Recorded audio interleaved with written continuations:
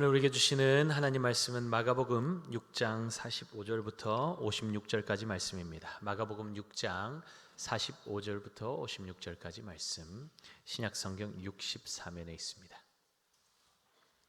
마가복음 6장 45절에서 56절까지 말씀 한 절씩 말씀 교독하도록 하겠습니다. 제가 먼저 말씀 읽겠습니다.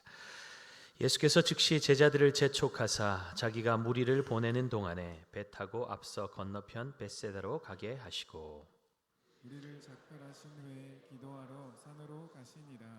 저물매 배는 바다 가운데 있고 예수께서는 홀로 무태 계시다가 바람이 거스름으로 제자들이 힘겹게 노전 것을 보시고 밤 사경쯤에 바다 위로 걸어서 그들에게 오사 지나가려고 하시매 제자들이 그가 바다 위로 걸어오심을 보고 유령인가 하여 소리 지르니 그들이 다 예수를 보고 놀람이라.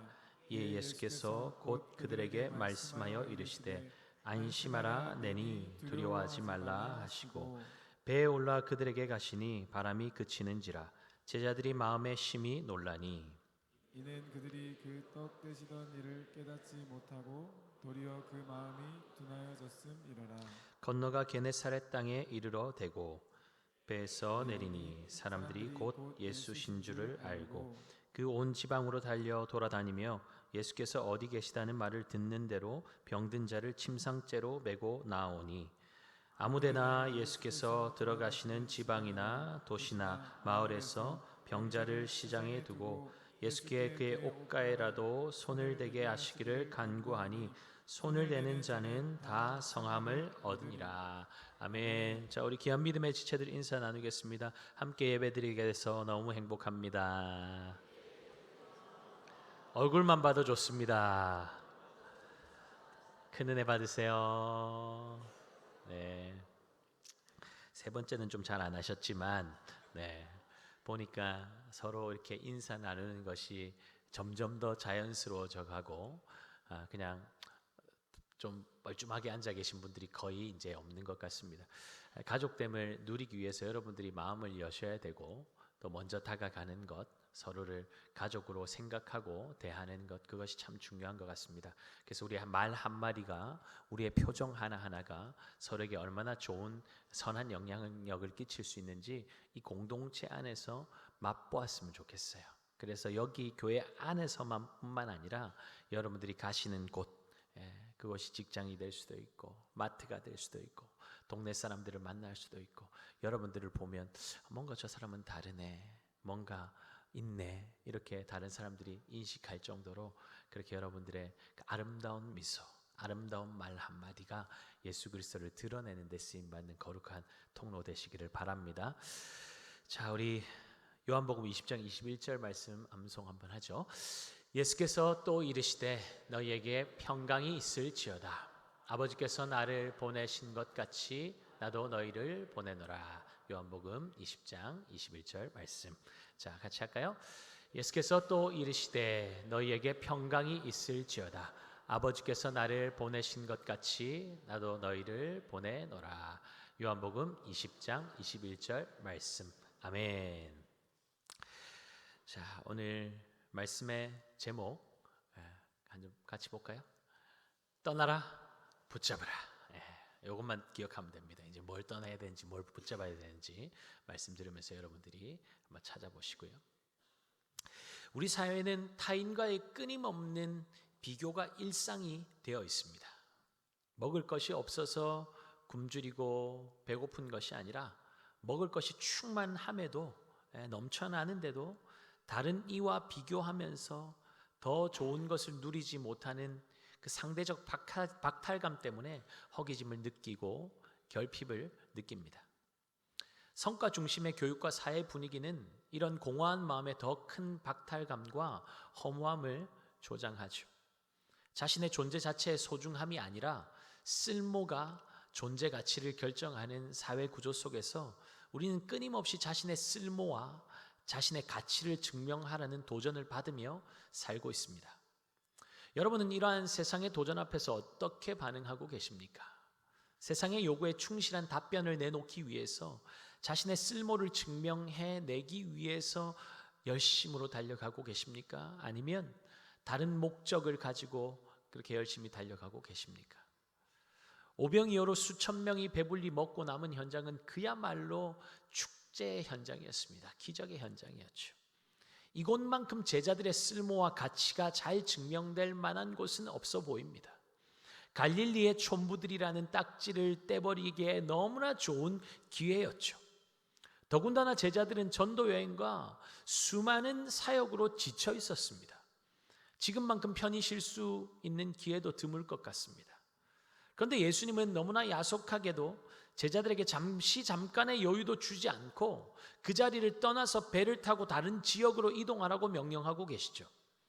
사람들과 인사 나눌 시간조차 주지 않습니다. 45절입니다. 예수께서 즉시 제자들을 재촉하사 자기가 무리를 보내는 동안에 배 타고 앞서 건너편 벳세다로 가게 하시고, 예수님 혼자 그 영광을 독차지하시려고 제자들을 몰아내시는 것일까요? 만약 그것이 목적이었다면 예수님께서 무리들과 작별하시고 기도하러 산으로 홀로 가시는 일은 없었을 것입니다.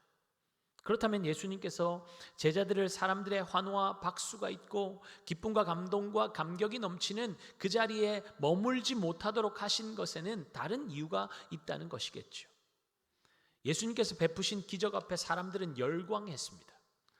누가 우리의 허기진 마음을 달래주나 기다리고 기다려왔고 그렇게 찾고 찾아왔는데 자신들의 눈앞에서 그 허기짐을 한 번에 채워주시는 분이 나타났으니 이분이 바로 우리가 기다리던 그 메시아라고 얼마나 그들이 즐거워하고 환호하고 그렇게 믿고 싶었겠습니까?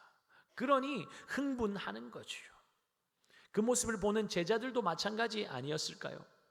이렇게 많은 사람들이 예수님께 환호하고 있으니까 분위기만 잘 만들면 자신들이 이루고자 하는 그 목적에 조금 더 빨리 이룰 것이라고 기대했겠죠. 어쩌면 무리들을 선동하고 싶었는지도 모릅니다. 저라면 그랬을 것 같습니다. 그런데 주님은 제자들에게도 자신에게조차 그러한 여지를 허락하시지 않는 것이죠. 그것이 주님이 오심의 목적이 아니었기 때문입니다. 예수님께서 물고기 2마리와 보리떡 5개로 수많은 사람들을 먹이신 것은 내가 얼마나 능력 있는 사람인지 아냐고 자신을 증명하시기 위함이 아니었습니다.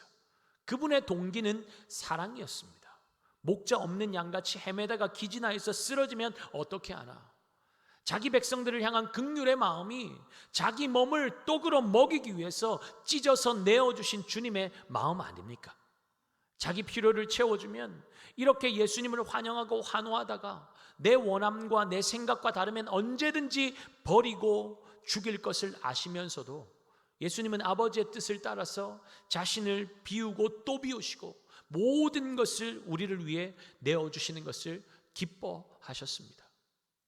예수님께서 열광하고 환호하는 군중을 보면서도 보여지는 현상에 일희일비하지 않으시고 끝까지 하나님께서 맡기신 사명에 집중하며 아버지의 뜻을 온전히 감당할 수 있었던 이유가 무엇이었습니까? 성경은 예수님께서 신적인 능력을 가지고 계시니 수많은 유혹을 이길 수 있었다고 말씀하지 않습니다. 46절이죠. 무리를 작별하신 후에 기도하러 산으로 가시니라. 예수님의 능력, 사역의 스트레스를 극복하는 힘, 대적자들의 공격을 이기는 힘, 유혹을 이기는 힘, 군중의 인기와 환호의 마음 빼앗기지 않고 사명을 향해 달려가는 그 집중력, 이 모든 것이 다 어디서 나왔다는 것입니까? 기도라는 것입니다. 기도의 자리는 철저히 감추어져 있는 자리 아닙니까? 사람들은 주목하지 않는 자리입니다. 거기는 사람들의 환호성이 없습니다. 어쩌면 사람들이 많은 자리에서 느끼는 생동감도 없이 잔잔하고 무료하고 아무것도 일어나지 않을 것처럼 무력함이 느껴지는 자리가 기도의 자리일 수 있습니다. 그래서 어떤 분들은 저는 활동적인 사람이기 때문에 기도의 자리는 저랑 안 맞아요. 걸어 다니면서 기도할게요. 운전하면서 기도하면 되죠. 일하면서 기도하면 되죠. 그렇게 세상과 단절되는 기도의 자리를 지키지 않아도 되는 이유를 대기도 합니다. 화려한 자리에 있으면 좋죠. 주변에 교제하는 사람들 많으면 재미있고 신나죠. 행복감이 느껴지고 또 자기의 존재감이 또 느껴지고 이게 사는 재미지 할 수도 있을 것입니다. 그런데 여러분, 항상 화려한 파티만 즐기며 살 수 있습니까? 지인의 SNS에 포스팅되어 있는 수많은 해외여행 사진들, 화려하게 보이는 일상들, 정말 그것이 그들의 삶에 매일 이어지는 삶일까요?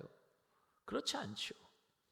그것은 그들이 가장 행복했던 순간만을 편집해서 그것이 마치 자신의 전부인 것처럼 올려둔 편집된 일상 아닙니까?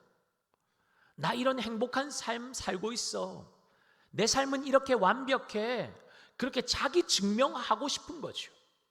근데 우리 아이들은 그 SNS를 보면서 나는 왜 이렇게 못 살까? 나는 왜 이것도 없고 저것도 없을까? 우리 집은 왜 이것도 없고 저것도 없을까? 그러고 속고 있는 거죠. 그걸 보면서 사람들은 상대적인 박탈감을 느끼고 나는 왜 저렇게 못 사는지 삶을 비관하면서 나도 저렇게 한번 살아보리라, 멋있게 한번 살아보리라, 허황된 꿈을 꾸면서 세상 따라잡기를 하고 있는 것 아닙니까? 나는 아니라고 부정할 수 있지만 한번 자신을 한번 냉정하게 평가해 보십시오. 자세히 들여다보십시오. 바쁘고 분주하게 살면 절대로 알 수 없습니다. 보이지 않습니다. 자신은 그런 부류에 속하지 않는다고 속단하며 넘어갈 수 있겠죠. 그런데 여러분, 이것이 언제 보입니까? 기도의 자리에서. 나는 무엇을 위해 달려가고 있는가? 내 삶의 목적은 무엇인가? 내가 달려가는 그 목표 안에 하나님이 계신가? 내가 있는가? 바빠서 기도할 수 없다는 것은 지금은 내 힘으로 살 수 있으니까, 할 수 있는 때이니까 하나님 내 삶에서 잠깐 비껴나 계시라고 하는 것과 다를 바 없는 것 아닙니까? 바쁘니까, 삶이 분주하니까 더 기도해야 하는 것 아닐까요? 하나님 앞에서 삶이 정렬되고 질서가 잡히고 하나님의 지혜가 임하고 무엇이 옳은지 분별이 되고 무엇보다 나를 향한 하나님의 뜻이 무엇인지가 기도의 자리에서 깨달아지지 않습니까? 예수님께서 공생의 사역을 시작하시기 전 성령께서 예수님을 광야로 이끄셨던 것, 바쁘고 지치고 고단한 사역을 지나갈 때마다 예수님께서 한적한 곳으로 가신 것을 성경에서 밝히고 있는 이유가 무엇일까요? 너무나 그 이유가 분명하지 않습니까? 예수님의 최우선순위였던 기도, 아무리 바쁘고 지치고 힘들어도 지키셨던 그 기도의 자리, 그것이 우리의 최우선순위가 되어야 한다는 말씀 아닙니까? 화려하지 않고 철저하게 가려진 자리이지만 그곳에서 하나님의 영광을 보는 것입니다. 불안하고 막연해서 사람들 많은 곳에서 그 불안함을 떨쳐내보려고 하지만 잠깐일 뿐인 것이죠. 그러나 기도의 자리는 적막하지만 하늘 아버지의 분명한 소리가 들리는 자리입니다. 아무도 없는 것 같지만 그 자리에는 우리를 전부를 채워줄 수 있는 하나님 아버지가 계신 자리가 바로 기도의 자리입니다. 세상이 절대로 줄 수 없는 평안과 안식과 쉼과 기쁨이 있는 자리가 바로 기도의 자리라는 것입니다. 그곳에서 아버지와 함께함의 충만함을 경험하는 어떨까요? 어떻습니까? 담대해지는 거죠. 여기저기 기웃거리지 않습니다. 누가 좀 나를 알아봐 줄까? 날 좀 인정해 주는 곳 없나? 이름 낼 만한 곳 없나? 내가 아는 것, 경험한 것이 얼마나 대단한지 알릴 만한 곳 없나? 알아주는 사람 없나? 왜 이럴까요? 주님 안에 있는 만족을 경험하지 못하면 누구든지 이런 삶 사는 겁니다. 기웃기웃거리는 거예요. 직장 안에서 수단 방법 안 가리고 직급 올라간다고 만족이 임합니까? 하늘이 주는 만족이 임합니까? 더 올라가야 하는데 만족이 없죠. 아직 못 가진 것만 보이잖아요. 사람들이 인정하는 자리까지 길을 쓰고 올라가면 뭐합니까? 내려올 일만 남은 것이죠. 대기업은 정리해고가 얼마나 많습니까? 또 나이 들면 다 은퇴하지 않습니까? 그럼 그때는 어떻게 하죠? 그전에는 그걸로 살았는데, 그거 부여안고 살았는데, 내 명함 붙잡고 살았는데 은퇴하면 어떻게 되죠? 아무도 몰라주면 어떻게 하죠? 예전에 잘 나가던 시절 무용담 늘어놓는 것으로 충분합니까? 옛날에 한 자리 할 때 가지고 있던 명함 가지고 여기저기 돌리면 인정해 줍니까? 안 되죠. 그럼 또 뭐예요? 그러면 또 한 자리 할 만한 곳 없나? 나를 알아봐 줄 만한 건 없나? 늘 그런 것만 생각하다가 인생을 마무리하는 것이죠. 만약 그리스도인들이 그렇게 산다면요, 어두운 밤 바닷 가운데서 바람이 거스림으로 힘겹게 노젓는 제자들의 모습이 바로 그런 인생의 표본 아닙니까? 열심히 안 살아서 힘든 것이 아닙니다. 역풍을 맞으니까 힘든 것이고 인간의 한계를 마주하니까 힘든 것입니다.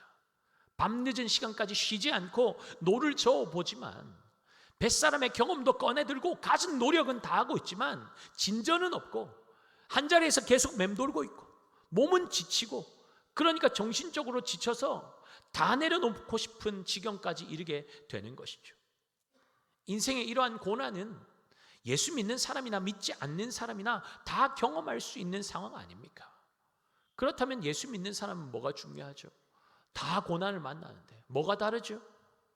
예수님께서 문제 가운데 있는 우리의 인생을 주목하고 계시다는 사실이 다른 것 아닙니까? 47절에 보니까 제자들이 탄 배는 바다 가운데 있고 예수님은 무태 계신 장면을 설명하면서 제자들과 예수님 간의 물리적인 거리가 있음을 묘사하고 있지만 48절에서 우리가 주목하고 놓치지 말아야 할 말씀이 나오고 있습니다. 함께 보겠습니다. 바람이 거스름으로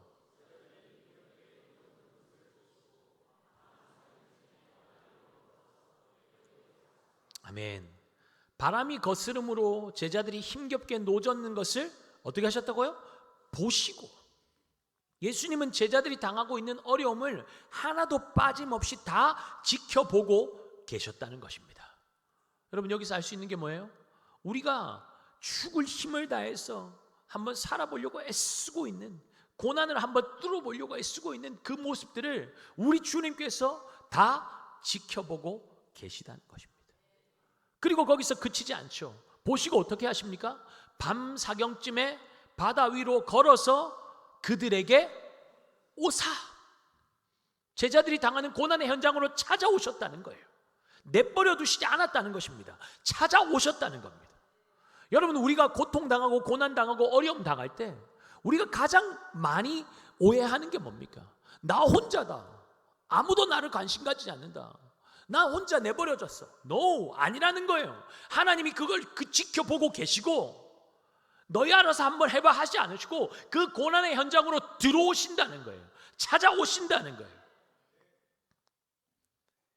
깊은 고난의 터널을 통과하다 보면, 마음에 깊은 고립해이면 난 혼자야, 아무도 관심 없어, 막 그렇게 낭망할 수 있습니다.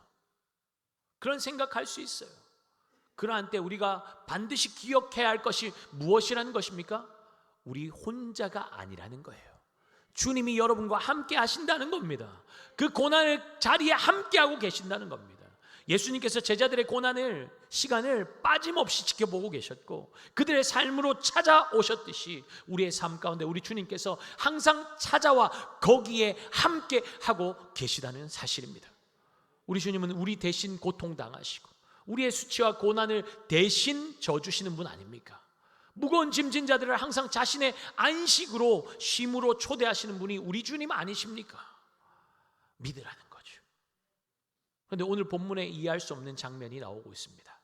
제자들의 고난의 현장에 찾아오신 예수님께서 그들을 그냥 지나치려 하신다는 것이죠. 고난당하고 고통당하는 것 뻔히 보고 알고 계시면서 밤 사경까지 기다리신 것처럼 지체하여서 찾아오신 것도 선뜻 이해가 되지 않는데 왜 보고도 못 본 척 하시면서 지나치려고 하실까요? 예수님께서 이를 통해서 말씀하고 가르치실 것이 있다는 것 아닙니까?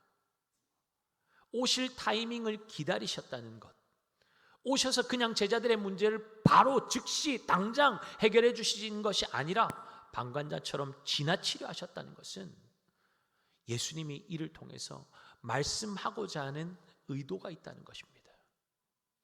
예수님이 누군지 알라는 거예요. 그 시간을 통해서. 그러나 문제 가운데 붙잡혀 있는 우리는 우리가 원하는 때와 하나님의 때의 간극 때문에 항상 불만이 있고 왜 꼭 이렇게 하셔야 하냐라는 의문을 가집니다. 우리는 최대한 빨리 지금 당장 그 문제가 해결되기를 바라죠. 그러나 하나님은 지금이 아니라, 아직 때가 아니라고 기다리라고 하실 때가 많습니다. 아니요, 그런 때에 기다리라는 음성이라도 들리면 참 좋을 텐데 그러지 않을 때가 대부분이니까 우리의 입장에서는 고통을 마냥 삼켜야 하는 시간이 너무나 괴롭고 원망스럽게 느껴지는 시간이 되기도 합니다. 그래서 그 사랑을 의심하고 돌아서 버리는 일도 일어나는 것이죠. 그러나 그러한 중에라도 내 주님께서 내 상황 다 지켜보고 알고 계시고 반드시 찾아오신다는 믿음과 확신을 가질 수만 있다면 어떨까요? 반드시 우리 고난의 현장 가운데 찾아오셔서 나를 도우시는 주님만 기다리지 않겠습니까? 그 주님의 이름을 부르지 않겠어요? 아무런 문제가 없을 때야 그 고백하는 게 뭐가 어렵습니까? 주님 부르는 게 뭐가 어려워요? 누구나 할 수 있을 것 같습니다. 베드로처럼 나는 절대로 주님 부인하지 않을 겁니다. 예수님과 함께 죽는 한이 있더라도 나는 끝까지 의리를 지키겠습니다. 자신이 있었죠. 고난의 현장 가운데 들어가니까요, 깨갱하잖아요. 그게 우리의 모습이에요. 우리의 믿음의 실체가 언제 드러납니까? 고난의 때 아닙니까? 무엇을 생명처럼 붙잡고 살고 있는지 그때 여실히 드러나게 되는 것입니다. 고난의 현장에 예수님께서 찾아오셨습니다. 놀라운 기적을 일으키신 예수님과 떨어진 지 불과 몇 시간이 지나지 않았습니다. 그런데 바다 위로 오신 예수님의 모습을 본 제자들의 반응이 어떻습니까? 너무 엉뚱하지 않아요? 49절 50절 볼까요? 제자들이 그가 바다 위로 걸어오심을 보고 유령인가 하여 소리 지르니 그들이 다 예수를 보고 놀람이라. 왜 놀라죠? 너무 어두운 새벽이었고 육체적으로 정신적으로 너무나 지쳐 있었으니까 예수님인지 못 알아본 거 아니냐고 그렇게 넘어갈 수도 있습니다. 근데 더 문제가 있어요. 51절입니다. 배에 올라 그들에게 가시니 바람이 그치는지라 제자들이 마음에 심히 놀라니. 놀라서 뒤로 넘어가는 제자들에게 안심하라, 내니 두려워하지 말라 말씀하셨는데도 그들의 놀라고 두려워하는 마음은 예수님께서 배에 오르사 풍랑이 그친 후에도 계속되었다는 것입니다. 문제가 뭐예요? 제자들의 문제가 뭐예요? 영적인 무지함이라는 거죠. 무지함, 몰라요. 예수님이 누군지 몰라요. 예수님께서 하나님의 아들이시라는 증거를 그렇게 수없이 보여주셨는데도 제자들은 예수님이 어떤 분이신지를 모른다는 것이죠. 예수님을 제대로 모르는데 어떻게 믿겠습니까? 모르는데 어떻게 믿어요? 그러니까 고난 한가운데 찾아오셔서 그 문제가 즉시 사라져도 주님께서 그 문제를 해결하셨다는 믿음이 없는데 알 수가 없는 거죠. 믿지를 못하는 거죠. 기적을 본다고 믿음이 생기지 않는 것을 너무나 잘 보여주는 장면 아닙니까? 기적을 보는 것이 한때의 좋은 추억은 될 수 있겠으나 그것은 절대로 문제를 이기는 능력이 되지 못합니다. 제자들의 이러한 상태를 마가는 이렇게 표현하고 있습니다. 52절 함께 보겠습니다. 이는 그들이 떡 떼시던 일을 깨닫지 못하고 도리어 그 마음이 둔하여졌음이로라. 깨달아서 믿음으로 옮겨가든지 더 둔해져서 보아도 알지 못하고 들어도 듣지 못하는 돌과 같이 딱딱한 완악한 마음으로 굳어지든지 둘 중에 하나라는 것입니다. 믿음으로 옮겨가든 딱딱한 돌밭과 같은 마음으로 변하든. 깨어있지 않으면 언제든 제자들의 마음처럼 우리도 둔해질 수 있습니다. 예수님과 그렇게 많은 시간을 보내고 놀라운 기적을 경험했음에도 제자들의 마음은 오히려 더 둔해져 있습니다. 여러분, 교회 몇 년 다녔냐? 모태신앙 그게 중요한 게 아니라는 거예요. 얼마나 믿었냐가 중요한 게 아니에요. 얼마나 오래되었냐가 중요한 게 아니에요. 제대로 만났냐가 중요하다는 거예요. 제대로 만났냐? 그분이 누구신지 알고 있느냐? 믿고 있느냐? 그게 중요한 거예요. 직분이 중요한 게 아니에요. 제대로 된 믿음 가지고 있느냐가 중요한 겁니다. 제자들 예수님과 오랜 시간 보냈어요. 시간을.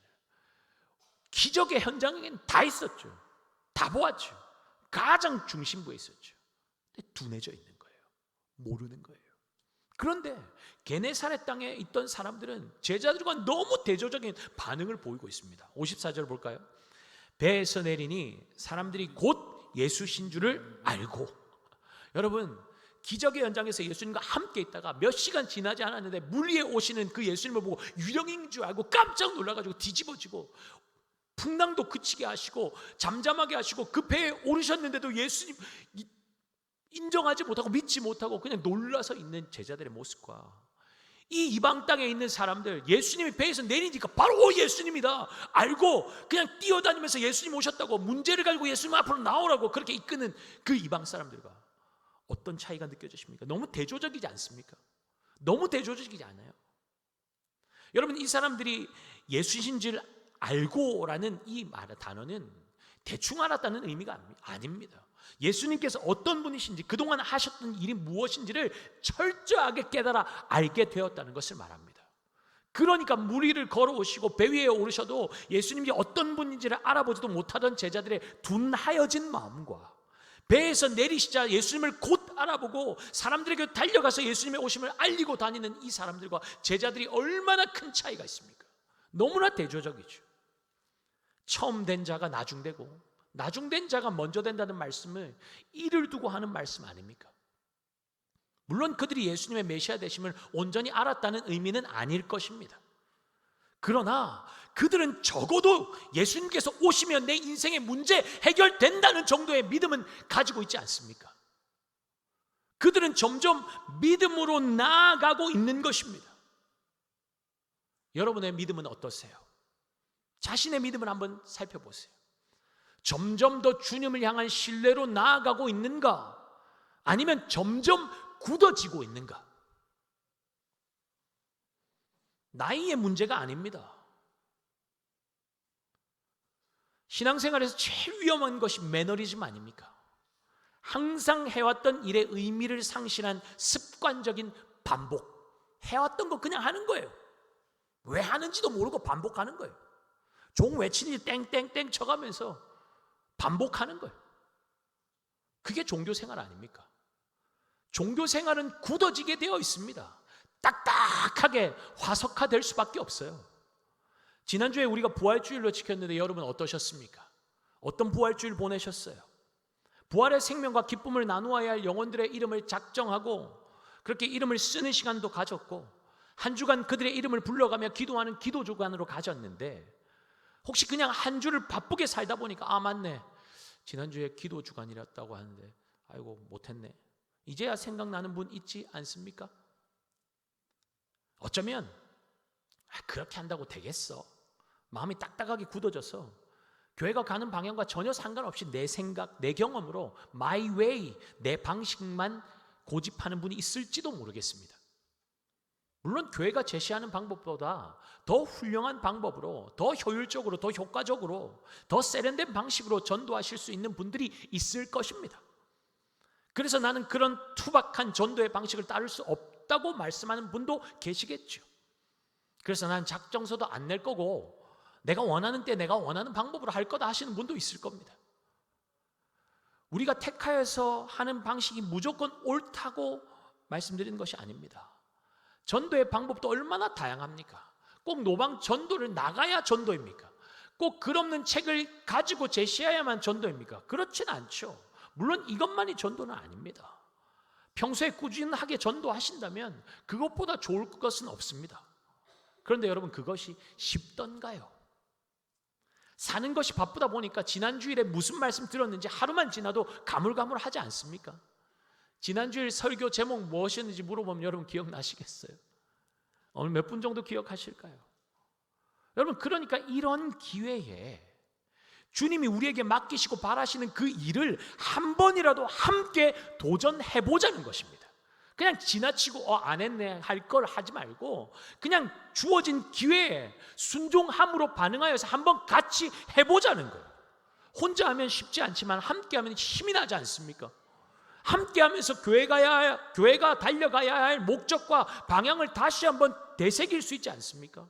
한 영혼 품고 기도하는 것이 어떤 것인지, 그들을 섬기면서 이것도 내줘야 하고 저것도 내줘야 하는 힘듦도 경험해보고, 그러면서 주님은 나 같은 자를 위해서 생명까지도 아낌없이 내어주신 주님의 사랑이 어떠한지도 조금이나마 경험해보고 알게 되고, 그렇게 조금씩이라도 주님 알아가 보자는 것입니다.